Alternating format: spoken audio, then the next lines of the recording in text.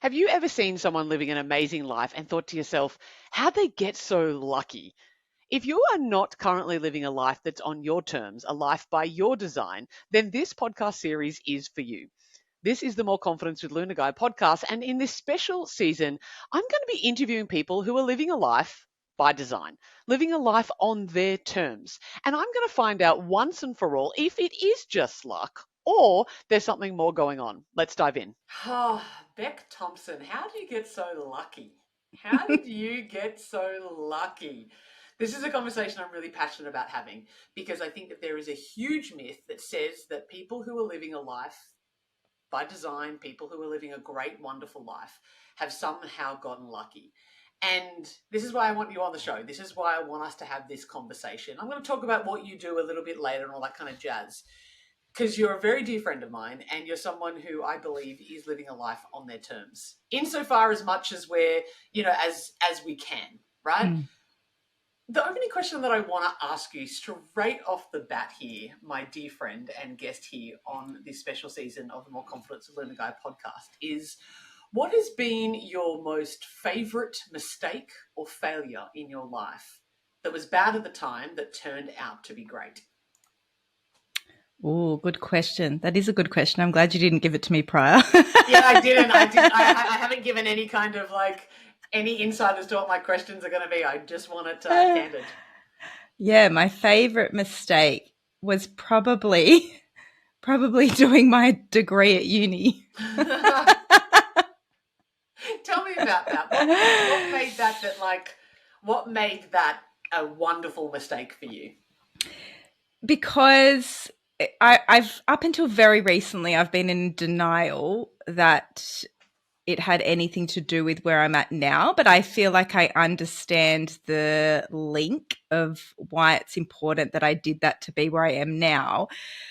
But it felt useless at the time. Like I didn't feel like, for those who don't know, I studied social work, but it felt like a useless degree. I learned a lot of theory. I didn't feel like it had anything to do with practice. And it felt like a waste of money and time, although I met a lot of beautiful people. What made it not be a mistake? And that only recently as well. Like how recently? Yeah, like the end of last year. I was literally talking to someone about this morning. In that, I worked in after I left uni, I worked in a lot in domestic and family violence. And when I left that field, I didn't realize literally until last year, and I left about 3 or 4 years ago, that I was so burnt out when I left. So that's the reason I kind of shut it out of my life. But I left this area of work and the area of social work. I didn't want anything to do with it. I didn't want it in my bio. I didn't want it linked with coaching at all. And I only see now that where I was working before was in the phase of like repair and a reactive space of working like you've been impacted by violence and let's react to that. And now I'm working at the other end of the spectrum where I'm helping women with their self-worth so that they don't get into those situations. But I never made the link between what I was doing. It was like it was a whole other part of my life. And yeah, so if you'd asked me this question last year, I wouldn't have had any idea that they're linked, and what I did then is very much linked to what I do now, just from a different end. Yeah, wow. So like before you were putting out fires, almost it kind of seems like, or you were attending to the trauma, right? Mm-hmm. You're attending to the kind of end result of what happens when we have put up with a lot in our life and people have made victims of us. Mm. And now you work with them. And so for those of you who don't know, Beck is your dating and relationship coach. She's a podcast host and author of an international best-selling book in the heart behind the relationship circle. So she helps women. You tell me you help women to find love. Is that right? Yeah, totally. And I suppose along that way, there's a lot of work on self-worth and boundaries and putting up with or not putting up with behavior that we don't deserve. And so that's what you teach now. Being that you said that it is your favorite mistake, like that actually turned out quite good for how long has it been since you did the social degree to now? That's a really good question. I think I finished. Is it 10 years? Is it 4 years? Is it 15? Yeah, it's longer than maybe 15. Yeah. So for maybe 15 years, well, let's call it 10 because you were working in the field. Yeah. Or even 5. You've felt like that was not a waste of time, but maybe something that was just an old version of you that held no relevance to now, Yeah. and now you've realized how in how they're connected. Yeah, completely. What have you noticed? What are you now that you've had that insight? What are you drawing from? What are you drawing from the social work to bring into the work that you're now doing? Kind of, as you say, at the front end of people learning how to believe in themselves, have self-worth, have that level of boundaries. I'm not putting up with crap. Where it's like, what are you pulling through? Do you think? Yeah, I don't know if anything that I teach is dramatically different. I think it's more that I held it as like a shadow aspect of myself. Like I denied it. And now I'm like, no, this is relevant and actually really powerful that I did this. And it enables me to have sometimes what I see in the coaching field that people don't have is boundaries with clients and confidentiality and respect and privacy. And so I'm very grateful that that was drummed into me in social work. Like it is, there's no way you would speak about anyone you're working with and anyone else. Like you wouldn't give names or details, and that doesn't often happen. Sometimes it's skipped in the coaching field. So I'm very grateful that I actually had that. It's skipped in the counselling and social work field. Yeah, too, yeah, totally. I think it's just that I worked in government that it's like. Well, I'm also hearing that it taught you a sense of moral, like a framework of integrity of morals. This is such an important question, and it's so interesting about what your favorite mistake is, because as we're coming into this podcast series of How'd You Get So Lucky, we're unpacking the myth of that idea that when you live a life on your terms, that somehow that happens because of luck. You hear stories of people, they just fell into it, or people were an overnight success. And I think it's important for us to have a look and unpack what has led us to where we are today. And I think that, like you said, there's a shadow element, right? Like, oh, well, that's just something that I did in my past. And there's almost like there's no transferable skills or knowledge. And when we deny that, I think that we lose a bunch of the wisdom that comes from that. What's your thoughts on that? I completely agree. I also did the same thing with network marketing. I did like 2 years in network marketing, and I almost, again, I think I felt ashamed of the sector. So I removed myself from that and didn't want to, you won't read that anywhere in my bio or anything. Not that it's relevant particularly to what I do now. However, it definitely taught me a lot about running events and nurturing clients. And yeah, it definitely plays a part in the way that I run my business now. So completely agree. When you were in network marketing, well, actually, probably more specifically, when you left, or like what happened? How did you stop being in network marketing? Great. I don't even know if I remember. I think it just faded out. I think for ages I said I was in it and I really wasn't in it. And to be honest, it just wasn't in alignment with me. It was when I had to make the decision around, am I going to do the relationship circle and social work, or am I just going to solely focus on the relationship circle? And I was like, I felt spread too thin. So I was like, I have to choose what I feel most in alignment with. And that was this. Yeah, because you've got over a decade of experience in coaching and therapy, really. Like you're there to dive deep into the wonderful world of relationships. As you say, you're compassionate, you have a no-nonsense approach, and you help individuals and couples to uncover their quirks and have sparks in their connections. I'm so curious with the network marketing stuff. Did you feel like when you left that to really pursue the relationship circle that there was a sense of failure? Was there any kind of, I stuffed up, or actually, better question for you. Was there a perception of failure because you probably put yourself out there with network marketing?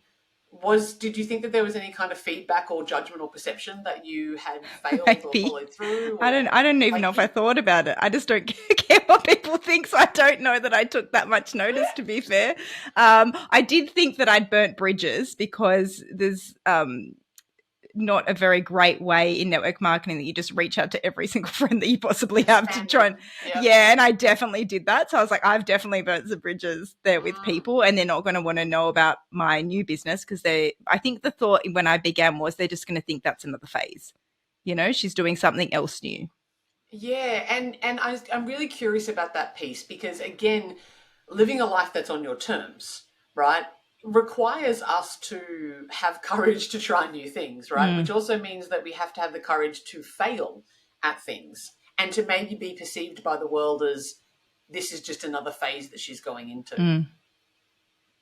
I'm sensing that you didn't really take that in consciously into the relationship circle, but how do you think that being almost a little bit burnt or burning those bridges, how do you think that impacted your willingness to go into the next venture?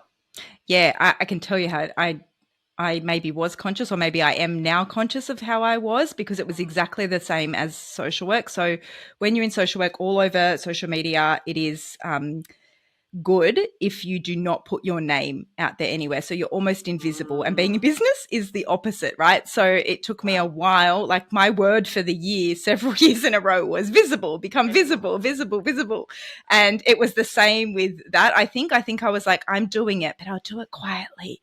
Like, I won't necessarily scream to the world that it's what I'm doing. So because there was a sense of that it is another thing, and people are going to think it's just another thing. And maybe I thought that too. Maybe I thought, well, this is just another new thing that I'm trying. It did feel Mm, different, but mm. I wasn't going to know at that point that this is where I would be down the track. So, um, yeah, I think it meant that I was more hidden. Yeah, right. Yeah. So then there's a sense of like once bitten, twice shy Mm, vibe of hold myself back a little bit more, be a little bit more reserved, harder to kind of maybe get the momentum. mm, If I know that there's people who are going to be listening and watching this podcast who want to step out on their own and maybe they want to be more visible. You mm, know, they're in a place where maybe it is even network marketing for them, or is it their own business? Maybe they want to be a gardener. I don't know what it is, but there will be people that want to be pursuing a life on their terms and it's something that they're passionate about. What would you say at this point in your career? And I'm gonna talk about where you're at and what your life looks like right now, because I know it's it's not without its challenges. Definitely not without its challenges. What would you say to someone who's in that spot where they've been, once bitten, twice shy? They've maybe had a few failures under their belt and now people are thinking that maybe they're a flake or they've burnt some bridges. How would you help them to have the courage to go again, I suppose? mm. Yeah, it's not about you. Like, I think that when we Mm, make it about us, if I made it about me and what are people going to think about me, and are they going to judge me, and I wouldn't have done anything. Like, it's not about me. It's about the people that I can support and the lives that I can change. And even if that is one person in my whole career, amazing. Even if that's one person I stopped from getting into a violent relationship, or, having self-worth and loving themselves, or whatever it is, amazing. So I think make it about the work that you're doing, because you'll have an impact on mm, people's lives, whatever it is. mm. How do you think that I love this. It's not about you. It's something that I learned in my coach training that was drilled into us was get over yourself. It's not about you. Mm, And I love it. And it's been something that when I come in to serve, when I'm in my coaching calls, when I'm speaking, when I'm writing, when I'm in my courses, whatever I'm doing, even here on the podcast, it's not about me. mm. How do you marry that with having enough self-worth? Because self-worth is kind of like is about me, right? Like it's saying that I am good enough and I can have the belief in myself. Mm. Where do you think the nuance is between the it's not about you, but also believing in yourself enough to go do that? Yeah, I don't know if I'm going to be able to explain this properly, but in my head, it's not that it's what you're doing is not about you, but you are the driver to make that happen. So you Mm, have to believe in yourself enough to show up and support whoever you're supporting, and mm, still support them where they're at. But I don't know if that makes sense. Like, you've still got to have enough self-worth to know that you can support that person, but mm. it's not about you supporting, it's not about you. It's still about you supporting that person. Yeah. I think was it you and I who was having a conversation recently? Yeah, it was. It was with you and I were chatting about this recently that the irony of low self-esteem is that when Mm, we're in low self-worth and low self-esteem, we actually make the whole world about us. yeah. we are actually putting ourselves in a higher level of importance, interestingly enough, because we're worried that everybody's thinking all these bad things about us. But when people are just getting on with their own life. So what I'm hearing you say there is that it's like, well, it's about believing in your value and what you have to give to the world in the work that you're doing, whatever that is, artistry or gardening or pottery, whatever it is for you, coaching in this example, and getting yourself out of the way, that instead of thinking about, oh, well, what should I say next? Or do they like me? Or am I doing it right? When we make it about the other person, from a work perspective, our worlds change. Absolutely. Would that be fair to say? Yeah, good summary. This is what she's good at, people. Good at summarizing. When I make a sentence 5,000 words long, she makes it very succinct. I feel like that was as many words. I feel like there was as many words as that. Being that my first book was 120,000 words, my second book is 60, and I'm still getting a big book fee of like it's still too much of a big book. I love it. Too funny. We've kind of, tell me about your life right now. How do you think that you're living life on your terms or a life on your design? Tell me about literally the kind of things that you're doing now. What does a life in the day of or a week of Beck Thompson look like? Yeah, what's cool is that I literally just came back from a walk and I went up this cliff that I'd never been up before. And I was like, holy cow, you can see the top of my beach. And like, it overlooked the whole of my beach. And I was like, I live here. Like, this is amazing. Like, I literally walked across the road up a hill and I can see the whole beach. And so that's a huge part, is that we live opposite a beach. And I feel very grateful for that, and something that when I say we, me and my husband had on our plan for our 5-year plan for about 15 years, and actually made happen. So it's that I work from home completely. It's that I do what I love completely, that I've now got a little boy who is in kindy, so he's not with me all the time. That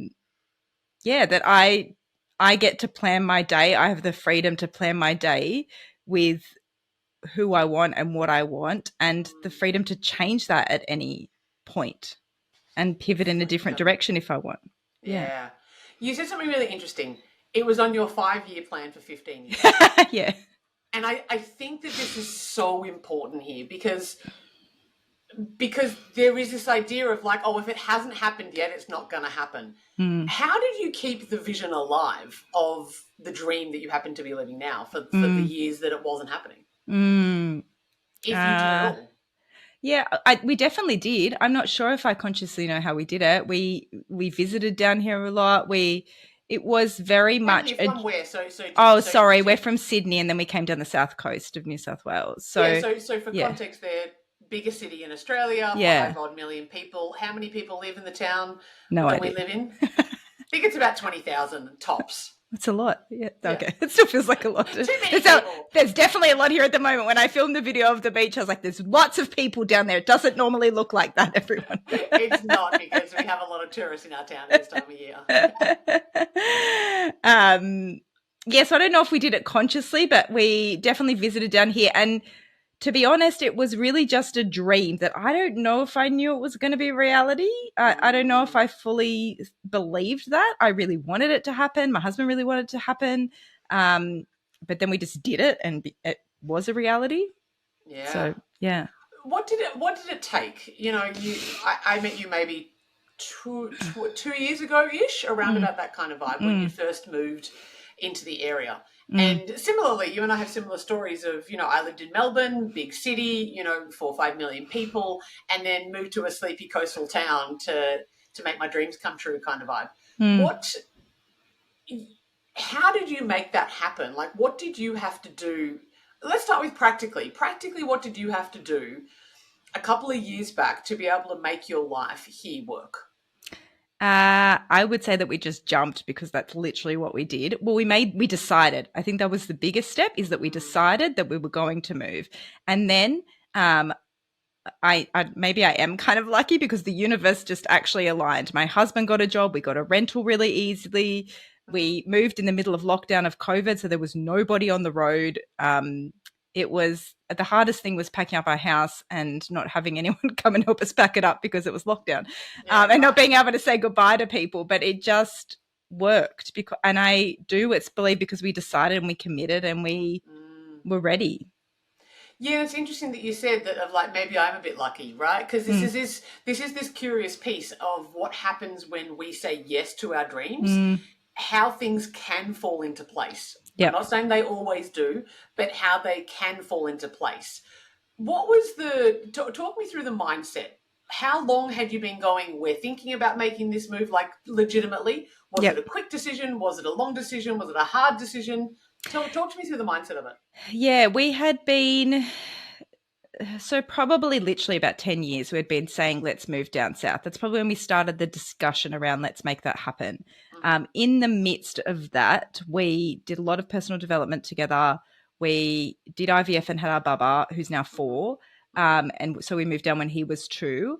And so when it was lockdown and I was randomly just Googling jobs, I think I just went on Seek to look for a job for my husband. Were you working? Were you both already still I working? wasn't. I was on mat leave from my job. I actually think I'd just been made redundant maybe. So I actually didn't have any. So I was deciding that I was going to start my business. So I wasn't working for anybody. He was working in Sydney, and it was not nice to work in that time because that's when he had to get 1,000 rat tests a day just to go to work. And yeah, it just wasn't a nice environment to work. There was a lot of fear. Sydney wasn't a great place to be anyway. Yeah. And so I just remember Googling one day and I was like, I found a job for you. and he's looked over the years for jobs as well. And he's a landscaper, and wasn't that easy for a job to just come up. And I was like, I think I found a job for you. I was like, I'm just going to look for rentals. And I was like, I think I found a rental. I'm just going to see if we can do a video call. And I was like, okay, I think we're moving. We just made it happen. You know, it was a discussion. I didn't just decide for both of us. But yeah, it happened pretty quickly. Pretty quickly after 10 years. Yes. And that's this nuance here that I want to get to, because yes, there were jobs, right? But you had looked before. Yes. You had looked before for jobs. Right? And houses. And houses. So it had been something that has been in the making for 10 years. Yep. How did, was it the fact that you had the job and the potential house that made you go finally? Or was there a step before that kind of like, I don't want to be here anymore, like I've had enough? Yeah, definitely. I don't know. Again, I don't know if that was conscious, but yeah, definitely. That point of I've had enough. Yeah. Because going out on your own, there is this dream that gets painted, right? There is this dream that gets painted that having be your own boss kind of vibe. Tell me what it's like, Beck, for you to be your own boss. And I want transparency here if you can. I would love that, because I want to know not just that you do get to go to the beach and go for a wonderful cliff walk on a Wednesday afternoon in the beautiful sunshine. This is rare, by the way. I hardly leave my house. Tell me about what it means in the trenches of you being your own boss. What does that mean? Yeah. I mean, the drawbacks of it are that, I've got a kid in kindy who feels like gets sick every 2 weeks. So when he's home with me, I'm generally still working and I have the door open there. And I say, my kid could pop in at any time because he's watching shows. And, this is transparency. The other week he came in and said, right in the middle of a client call, Mum, going to do a wee. I'm like, great. Thanks for the information. Thanks for sharing that with me.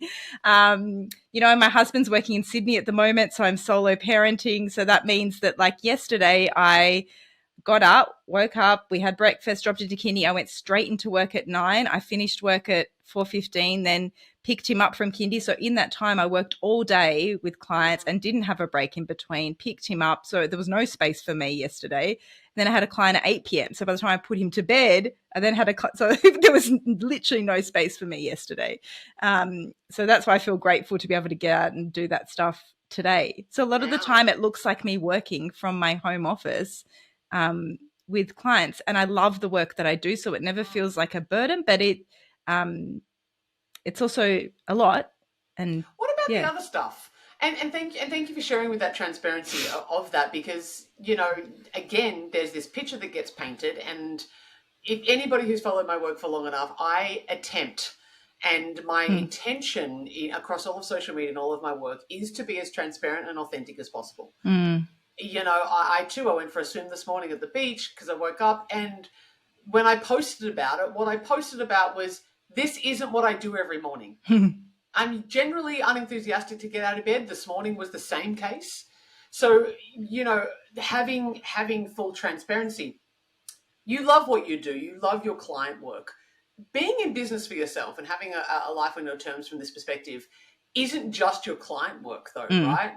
Like, what about all the other elements of you being in business? Talk to me about what that's like. Yeah, I mean, there's definitely the stuff. I'm like happy that I'm at a point where I outsource stuff that I hate doing, like bookkeeping and social media. But there's definitely, like, you know, that I have to write notes, and I started my own podcast, so that involves a lot of work, and just admin-y stuff that comes with being in business, and that you are responsible for everything. You know, I take out my bins. Sometimes my cleaner does.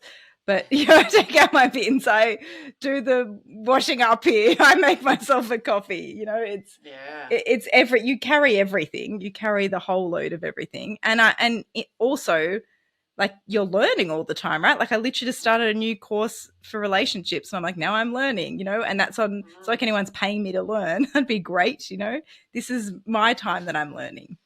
Yeah. And I think that what you've just spoken to there is that you're responsible for everything. So you get the freedom of being able to do what you want when you want, and schedule your own time and do all that kind of stuff. You also, what comes with that freedom is responsibility. Yeah. Is there anybody else in your business that is making the ultimate decisions for you? No. So every single decision about whether or not you're investing to help, you know, to have with a bookkeeper or a cleaner or social media team, all of those decisions are on your shoulders, right? Yeah, totally.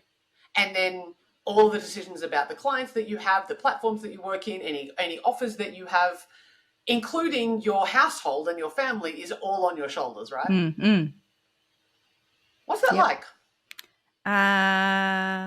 What's it like? I don't know. I'm so used to it. I don't mind it. I don't mind responsibility. If it means that I get freedom, I'll take it any day. Because I don't mind holding responsibility. I perhaps because in my career, like throughout my career, I've held responsibility for what felt like much bigger things, like way bigger organizations, way bigger personal situations for people. Like, so it doesn't feel hard. Yeah. Sometimes it can feel overwhelming. Absolutely. I mean, I'm grateful. Like when my husband's away this week, that means I do hold it all in the household. You know, otherwise I normally don't. But yeah. Because I'm curious around decision fatigue. Have you heard of this term before? Yes. Like being exhausted from making lots of decisions. Is that what you mean? They say that, like, you know, the only examples I can come up with are Steve Jobs or Barack Obama. They wear the same thing every day, or the same suit every day. So because they have to make so many big important decisions, that they don't want to have to make the small decisions like, what am I going to wear, or, you know, like, what am I going to eat? If those decisions are taken care of, then it gives them more space to deal with the decisions within their big, hard, scary jobs. You have to make every single decisions all the time. I'm hearing you say that that's not so much of a stress or a burden on you. Is that right? Yeah, I think maybe it used to be. Now I don't. So how I used to operate that I'd jump into a million things and I'd just say yes, and perhaps not have great boundaries with what I should do or shouldn't do, or I don't know. But now I definitely sit with things a lot more before I make a decision, and it's not hard for me to make a decision now because it usually comes from my intuition around what I need to do next or if something else is right. So maybe I'm just not making as many decisions because I'm more cautious with how I make them, or I don't know. Maybe something's changed. I'm not sure. Yeah, I wonder whether there's a streamline, there's a rhythm to which you were in. If you could cast yourself back to when you were first starting the relationship circle, how did all those decisions feel at that point in time, if you recall? It could be the same. Yeah. No, that was definitely a lot because at that point, like, I was deciding on branding. Well, like, there was a lot of decisions around, like, where do I show up? How do I show up? Who am I talking to? What am I saying? What am I actually doing? There was a lot of decisions, and now I just there's so much more knowledge around that. Yeah, and what I'm hearing is rhythm as well. There's a sense of you found your feet in it. Yeah, definitely. How long do you reckon that took? Ages. Maybe I reckon only in the last year I found my feet. So I'm someone asked me the other day, how long have you been in business? And I said, I think 4 or 5 years. It's terrible, but I don't know which one it is.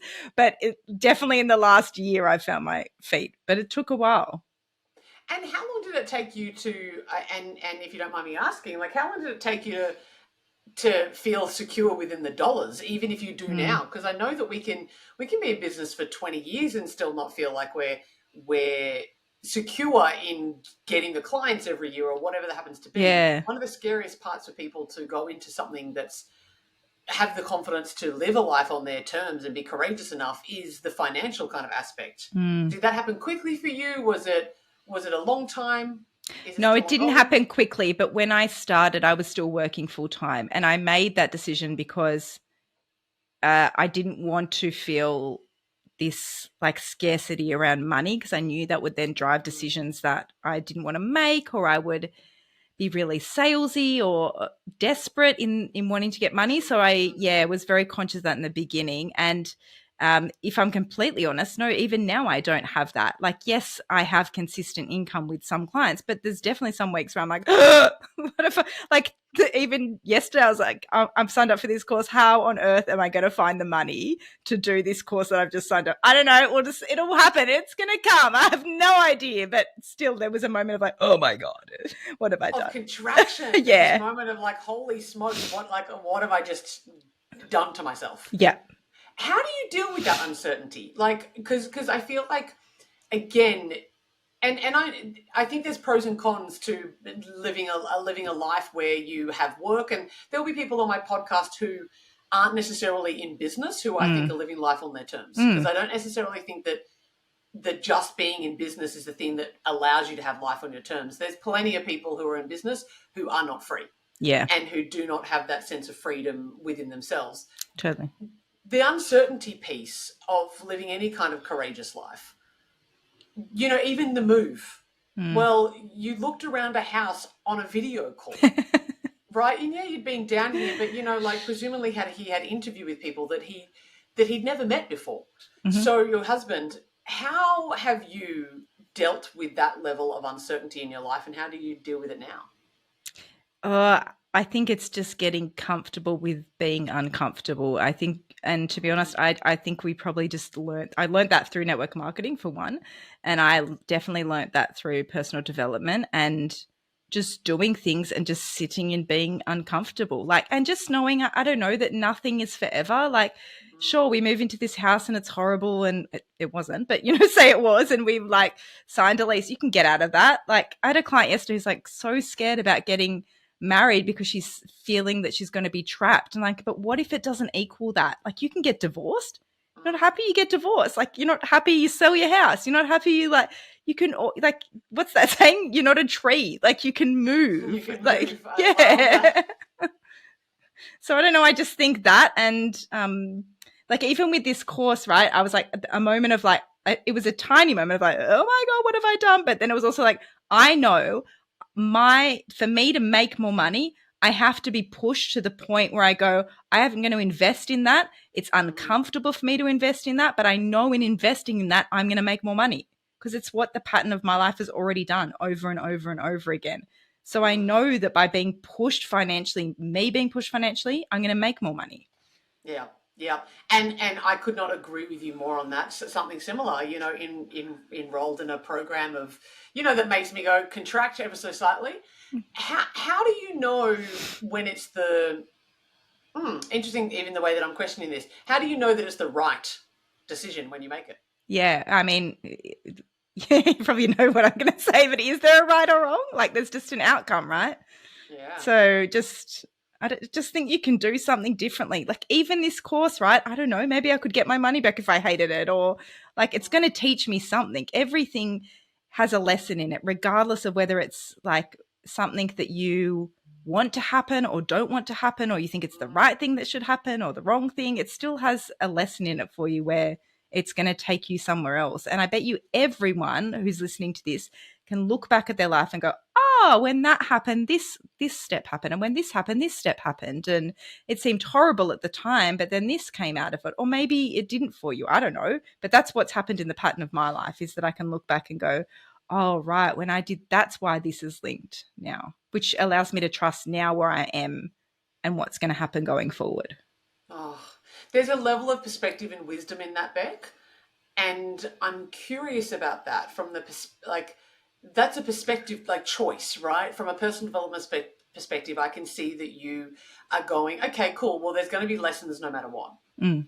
And it brings me back to the coaching principle. There is no failure, only feedback. Mm. That we're just getting information. Okay, so I invested in a charlatan that didn't turn out to be very good for me. We can sit there and go, I'm a pathetic loser, or they did me wrong, or I'm a victim. Or we can look at it and say, well, now I know what to look for. I know the red flags of a charlatan. Yep. What makes you have that ability to look at it through the lens of information, of outcome, of the choice to maybe just make a different choice if it wasn't where you want to be? Yeah. I think I used to view this as a really negative thing about myself, but I changed my mind a lot. And I used to think, oh, that's so flaky. They're the words I'd use on myself. It's so flaky. Can't make a decision. Everyone's going to think you just chop and change. And like now I think that that's a really powerful thing, because I just, with whatever, it's like my brain is like, or my heart or soul is like constantly getting information. Then it's going, okay, that's new information. Let's redirect. Let's, go down a different path. Let's, try something different. So I think just that idea of being like curious around what could happen, and it's not black and white. Like, yeah. How do you know when to? People who are listening are going to sit there and go, like, at what point do you, quote, give up? Like, when are we banging our head against a wall? And when are we diving out too soon? Have you had any experience with that of like, oh, I just needed to move through that discomfort? I think it can be that we're sitting there going, I'm trying this way, I'm determined, but we don't let in any other opportunities.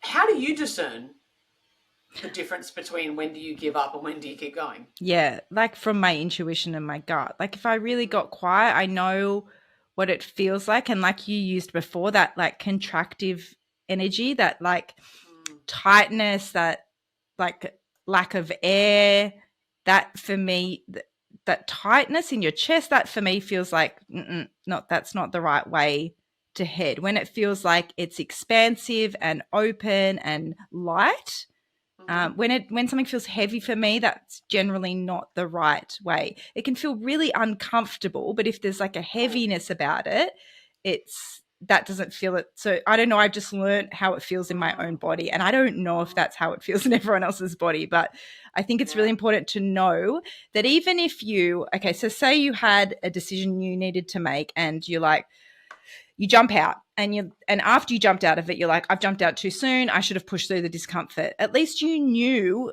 like how that felt in your body when you made that decision. So then you can relate that. So that was never even a mistake, because you've gathered information from that decision. So I think it's just about getting to know how stuff feels for you. Yeah, very often you have to get it wrong to know what it feels like to be right. You can't know. If you have a look at learning how to ride a bike, for example, if you keep the training wheels on the whole time, you don't know what it's like to correct yourself. Yeah. It's good to have that in the beginning, but with a bike, you'll know what it feels like if your balance is too far on the left, too far on the right. Then you'll be able to find what your center is. It means that you're probably likely to stack on your bike a few times before you figure it out, but that's how you learn. That is the process of that. That gut reaction that you're talking about, that gut instinct, people often confuse that with their fear reaction. How do you know it's different for you?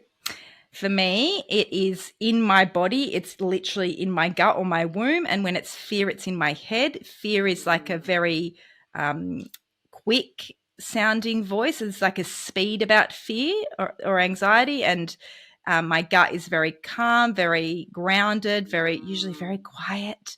The anxiety is like, look over here, Anna, look at me, quickly make the decision. Otherwise you're going to, and I just know, I think I've made a lot of decisions out of fear.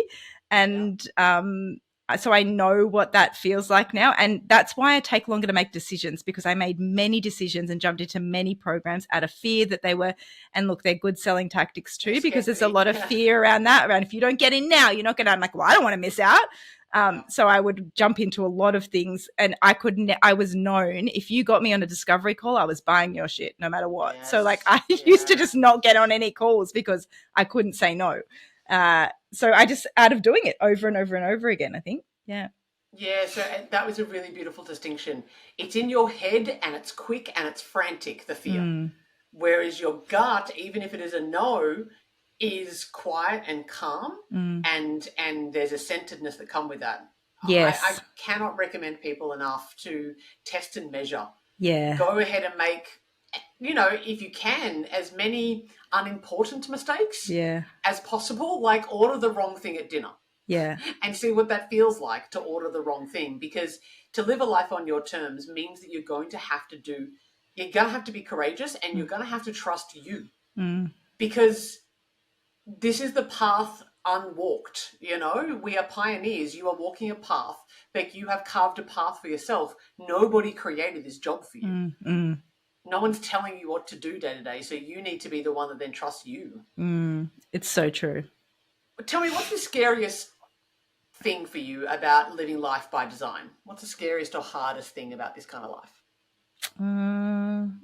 Probably that I am responsible, even though before I said that didn't scare me. That's the first thing that came to me. There you go. I've changed my mind. There you go. Told you how quickly I changed my mind. Okay, cool. That's the hardest. That's the scariest part. What about the coolest part? What is the coolest part of living a life by design? That there is endless possibilities. And like even today, I know I said this to you the other week, is that this week, I don't know when we saw each other, but that I was so in my business towards the end of last year that I had no capacity or no space to dream anymore. And so I've had that in the last couple of weeks. And I when I dream really big. So like that excites the hell out of me, that I can make a huge impact and change a lot of lives and make a big impact. It just, like, I think it's just the endless possibilities very much excites me, because I'm such a big thinker. I'm not detail oriented, which is why I have to hire people to help me with the small things. But the endless possibilities. I'm hearing so much about your self-awareness here. I think this is really key. It really shows your level of personal development, because you have the awareness enough to go, I love dreaming, and the detail get me bogged down. And when you know that about yourself, you can go, sweet, I can outsource the stuff that I'm not great at to people that I trust, because I'm trusting my instinct, which frees up the space for you to dream. Yeah. If you could, as we come to the end of today's conversation, which has been so beautiful, insightful, thank you for coming on and hanging out with me today. It's been so fun. Really excellent. If you were talking to somebody who is maybe feeling quite trapped in their life, someone who feels as though they're not, they're on the precipice, they want to go live a life, maybe they want to buy a van and go around Australia and they're trying to be a digital nomad, or they're wanting to take up ballet because they've always just, they're living a small life scrolling instead of going and doing that hobbies that they want to do. What advice would you give to someone to give them the courage to go live a life that's on their terms? Yeah, my first thought was just do it, but that's not that helpful, because you would have just done it otherwise. But I think a huge thing that came to me when we were talking about intuition and fear is that you won't be able to hear your intuition if there's too much fear there, because it's so noisy. So, get quiet and just sit with yourself. Like when I say to clients, like, I literally want you to do nothing and sit on the ground and don't look at your phone, don't read, don't take in any new, you have the information. Like, stop looking for the information. We don't need to, like, I know right behind me is like 1,000 books that I haven't read, but I don't need to look for the information outside of myself. You have the information inside of yourself. So even if you just feel into, what would it feel like if I didn't do ballet? Like, how would I feel inside myself if I knew that I could go do it because there's a class down the road or an hour away? What would that feel like for me if I didn't do it? And, what would it feel like if I did? What would it feel like if I did just jump and do it? I just spend time by yourself, get quiet, and probably should go listen to my own advice. Well, you do all the time. I know that you do. And if I can build upon that to close, I feel like that just do it. There is such power in that. You're always going to be afraid. I want people to understand this deep down, that when you've got someone who's living their life on their terms, it doesn't mean that we do not have fear. You spoke about this of like, joining the new program, like, oh, okay, can I? Like, how am I going to make that work? In my coaching world, they would say yes and figure out how. Yeah. And don't do it recklessly. Don't put yourself in a position, as far as I'm concerned, and I'm happy to be, challenged on this, don't put yourself in a position where you're absolutely starving, like Totally. Quite literally, if you can't afford to put food on the table. Although a lot of people have done, if you see The Pursuit of Happiness, putting your last dollars on the line makes some people move into a space where they have to make it happen. Totally. I know for myself, I'm more moderate, so are you. That just scares the hell out of me and I move into inaction. But being uncomfortable is part of the deal. Being able to recognize like the whole feel the fear and do it anyway. You're going to be scared when you challenge yourself. When you move into different spaces, it's going to feel, oh my God, your mind's going to say, I shouldn't be doing this. But at the end of the day, if you don't, your world's only going to get smaller. Thank you for being here. Tell me, how do people find you? Where can we connect with you if we want to, identify the good stuff and shake up old habits and create the kind of bonds that laugh in the face of life's curveballs, which is what you do. If we want to embrace honesty, openness, and have unwavering support with you, and to have you be our guide that is unshakable and have a relationship that fills us with joy, how do we do that? How do we find you? Yeah, I'm all over the internet, I hope. My business is the Relationship Circle. I think I'm most active on Instagram, although I have a beautiful new website. So that's therelationshipcircle.com. And I'd love to hear from you. Oh, I love that. Yeah, so all the links are going to be in the bio. Everything, like the show notes, will be all there. If you want to contact Beck, please feel welcome to go do so. She is an absolute powerhouse, and it's been such a pleasure to have you here on the show with me today. Thank you for being here. Thank you for having me. Tell me, just a little closing thought here. 5 words. Oh, God. To close today's conversation. They could be in sequence. It could be a sentence, but they could be 5 separate words. What are 5 separate words that you want to leave in this container, putting you on the spot here, to close today's conversation? I'm just counting them on my hand, everyone. Good, yes. Okay, I'm going to repeat 2 words. Ready? Trust your intuition always, always. I love it. I love it. It's beautiful. Thanks for being here, Beck. You're welcome.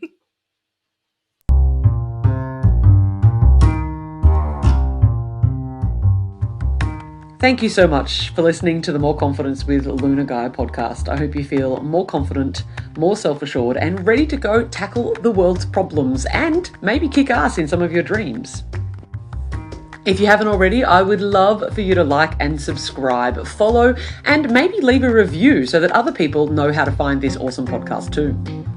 If you're wanting to sink your teeth into something even more juicy, my #1 best-selling book, Perfectly Imperfect, Your Complete Guide to Loving Yourself and Loving Your Body, is now available on all good bookstore sites, both in print, digital, and I narrated it for Audible as well. If you think that coaching or maybe one of my courses is for you, why not head to www.moreconfidence.com.au and get in touch and see if we can talk. And of course, you can find me all across the social medias. That's Facebook, Instagram, TikTok, Twitter, YouTube, which is where you're probably listening now, or maybe even here on the podcast platform. Sending you big love and wishing you a beautiful day.